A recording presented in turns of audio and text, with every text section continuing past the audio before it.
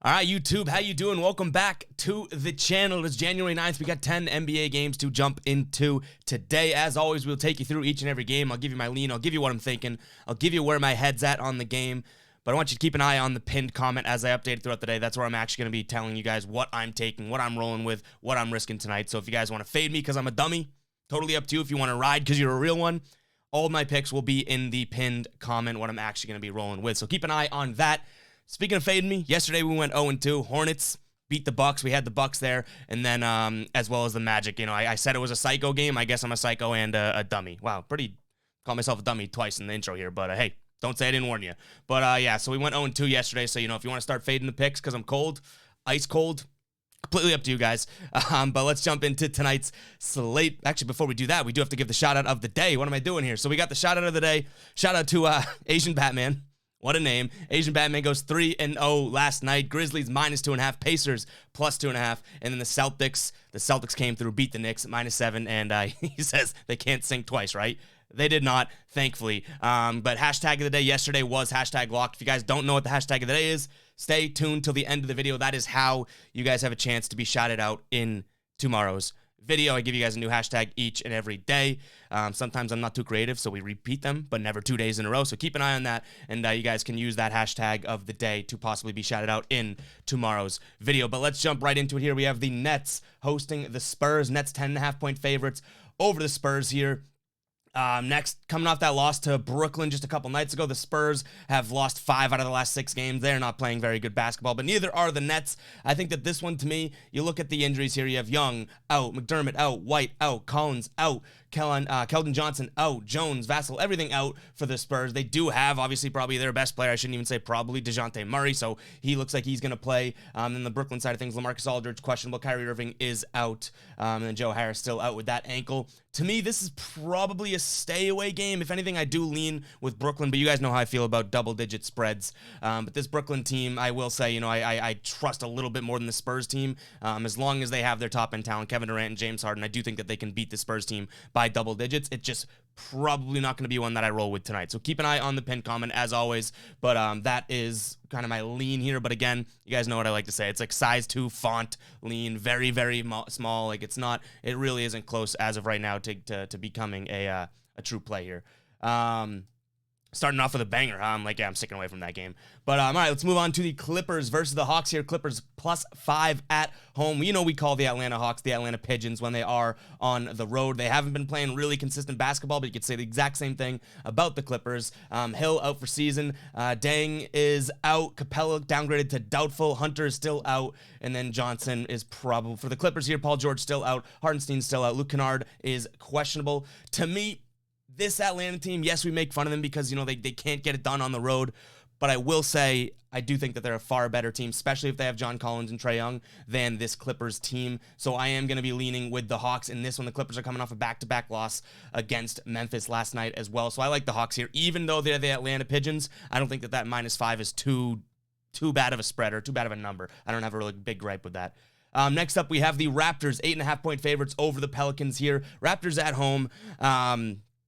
They just I don't know what to say. They're healthy and they're winning games now. They've won 5 games and are including that comeback win against Utah, and they beat Utah by double digits. The Pelicans, on the other hand, yes, they're coming off a pretty big win against a beaten and bruised Golden State team, but this Pelicans team is nothing that I would want to risk my money on or ride with. So I think that I'm going to go with the more consistent team here. In terms of injuries, Satoransky's out, Hart is out. Then for Toronto, Goran Dragic still out, and Watanabe, I don't even know if I could say his name correctly. He is going to be out as well because of quarantining. So this Raptors team, I think they get the job done. 8.5 points seems like it's a little bit high. Seems like a little bit of an overreaction to how good this Raptors team is playing, but I don't think that it's too far off. So I'm going to be leaning the Raptors here at -8.5. That's got a chance to make the final ticket as well.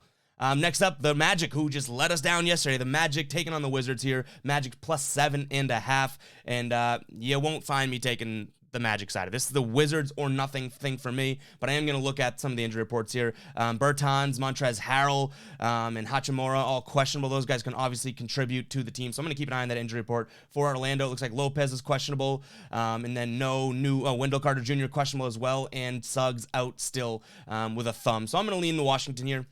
7.5. I think that Washington gets that done. That has a chance to make the final ticket, but I'm almost betting against the Magic. Even though we have hopped on board with the Magic a few times this season. We can admit that. But I will say that this sort of lean is much more, I'm leaning away from the Magic than I am leaning into the Wizards, if that makes sense to you guys. All right, next up we have the Thunder hosting the Nuggets here. Thunder getting 7 points at home. Just a couple nights ago, the Thunder let us down. They're actually winning that game against Minnesota at times, and then they go and take a 30-point L. They're the rumbling covering Thunder still. You know, in our head, they do still cover. They're 24-14 against the spread this year. It's probably because they're getting some huge numbers. But I will say with the injury report here, looks like Denver's going to be fairly healthy. So is OKC, but I think I got to lean the better team here. I think I'm done taking these crazy psycho underdogs, at least in terms of my lean. So I'm going to lean Denver -7. Denver just seems to be playing better basketball here. They've won 5 of the last 7 games, whereas OKC is the exact opposite. Looks like they've lost 5 out of the last 6 there. So I lean Denver -7. All right, next up we have the Rockets hosting the Timberwolves, 2 teams that I absolutely rag on seemingly in every single video they're playing now. 7.5 points. The Rockets are at home. In terms of injuries, nothing too notable for the Rockets. Garrison Matthews questionable, but Patrick Beverley questionable for Minnesota. That is obviously an injury to watch, but I don't hate the Timberwolves in this one, okay? I think that this Rockets team has completely given up on basketball. They have 1 win in their last, 12 games or something like that. They are not covering either. I think they're 1-9. Let me pull it up. 1-9 against the spread in their last 10 games, and they have played some pretty good teams. I'll give them that credit. Like, we look at Minnesota on a 3-game win streak. They beat an injured Clippers team, and then they beat OKC twice. That's not really like a 3-game win streak. That's like a couple, cleanup preseason summer league type games in competition. So I don't put too much weight into it. I just think that you got to lean the favorite here because it's unless this number was like +14 or didn't make sense, I don't see how you can trust the Rockets with your money.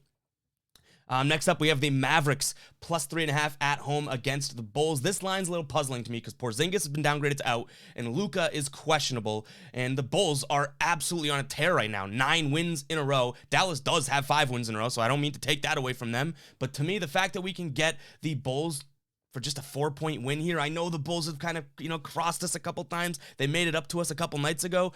I lean Bulls here all day long. If they have their top-end talent and, Porzingis is downgraded to out and Luka is now questionable, I think that you can get this line at a very reasonable number before anything's official with Luka or anything like that. So I definitely lean Chicago. I think we're back on the Bull here. See how long we can stay on it. But -3.5 here is definitely my lean, 3.5.